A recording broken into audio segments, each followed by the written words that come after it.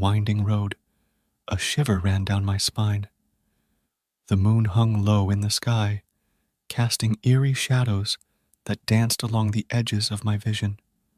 The darkness outside my car felt thick, almost suffocating, and the low hum of the engine was the only sound to break the silence. It was going to be a long drive home. I'd been visiting my family in the countryside, and it was getting late.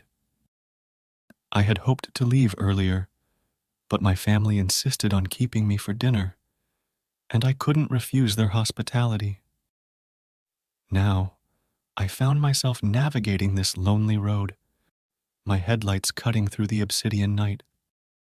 As I drove deeper into the countryside, the road seemed to narrow, and the trees on either side grew taller and denser.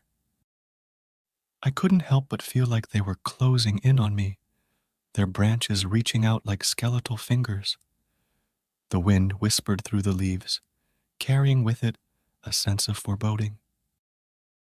It was then that I saw her, a young woman, standing alone on the side of the road. She was dressed in a tattered white gown that seemed out of place in this remote area. Her long, disheveled hair obscured most of her face, but I could make out the glint of tears in her eyes as she held out a trembling hand, signaling for help. Instinctively, I slowed down and pulled over.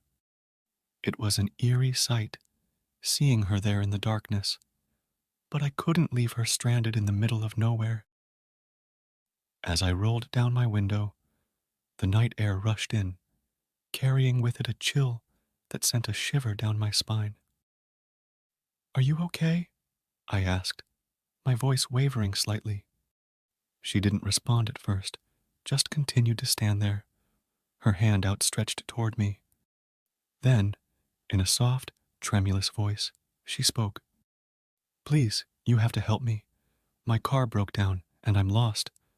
I don't know how to get home." I glanced at her, my unease growing.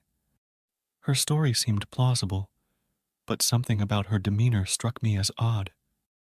She didn't seem scared or anxious, just eerily calm. "Where are you trying to go?" I asked cautiously. She hesitated for a moment before giving me an address that was on my way home. Relieved that I could help, I told her to get in the car. As she settled into the passenger seat, I couldn't help but notice the dirt and mud that covered her bare feet. It was as if she had been wandering in the woods. I continued to drive, the unease in the pit of my stomach growing with each passing mile.